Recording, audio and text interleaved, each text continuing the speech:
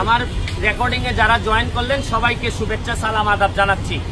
আমি যে জিনিসটা দেখাচ্ছি, আমি এখন দাঁড়ায় আছি, আমার পেছনেই হচ্ছে গিয়ে মহান জাতীয় সংসদ ভবন।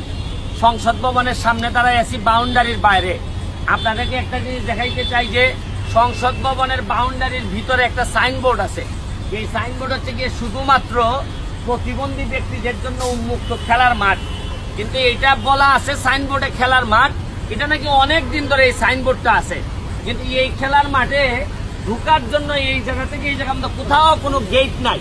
এখন আপনাদেরকে একটু দেখাইতে চাই এই মাঠের অবস্থাটা একটু দেখেন। এই হচ্ছে গিয়ে এই প্রতিবন্ধী ব্যক্তিদের জন্য খেলার মাঠের অবস্থাটা একটু দেখেন।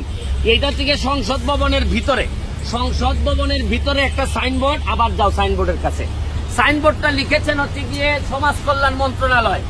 আমি যে কথাটা বলতে চাই যে বাংলাদেশের বিভিন্ন জায়গায় দেখা যায় সাইনবোর্ড দিয়ে ব্যবসা চলে। বিভিন্ন জায়গায় আমরা বিরক্ত হই, আমরা বলি যে এগুলা ঠিক না, কিন্তু মহান সংসদ ভবনের সামনে বা এদের ভিতরে যদি এইরকম একটা সাইনবোর্ড থাকে অথচ প্রতিবন্ধীদের জন্য কোনো মাঠই এখানে নাই, তাইলে এই জিনিসটা দেখতে খারাপ দেখায়। কারণ সংসদ ভবনে আমাদের সকল নেতৃবৃন্দ থাকেন যারা আমাদের জন্য পূজনীয়, যাদেরকে আমরা বাংলাদেশের ভাগ্য তাদের হাতে তুলে দিছি। উনাদের চোখে কি এটা একবার ধরা পড়বে না?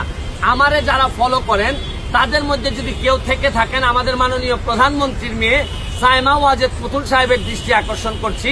উনি অটিস্টিক চিলড্রেনদের নিয়ে কাজ করেন, উনি বুঝবেন যে প্রতিবন্ধীদের জন্য কষ্ট কতটুকু। আমি এই পর্যায়ে শুধু উনার দৃষ্টি আকর্ষণ করে বলছি, বাংলাদেশের অন্য জায়গায় তো দখল হয়েছে হোক, কিন্তু সংসদ ভবনের মতো জায়গায় এই সাইনবোর্ডটা আপনারা রাখলেনই কেন? আর সাইনবোর্ডটা দিলে প্রতিবন্ধীদের জন্য একটা মাঠ ব্যবস্থা করবেন না কেন? আমি শুধু এই প্রশ্নটা আমার বক্তব্য যারা শুনছেন তাদের কাছে আমি জিজ্ঞেস করতে চাই। এখানে কি কেউ আছেন আমাকে কি ইন্টারভিউ দিবেন এই মাঠের ব্যাপার আছেন? আমি এখানে একজন কত তারিখে জিজ্ঞেস করতে চাই। আপনি তো দেখছেন এটা কতদিন ধরে এইভাবে পড়ে আছে, আপনার কোনো ধারণা আছে?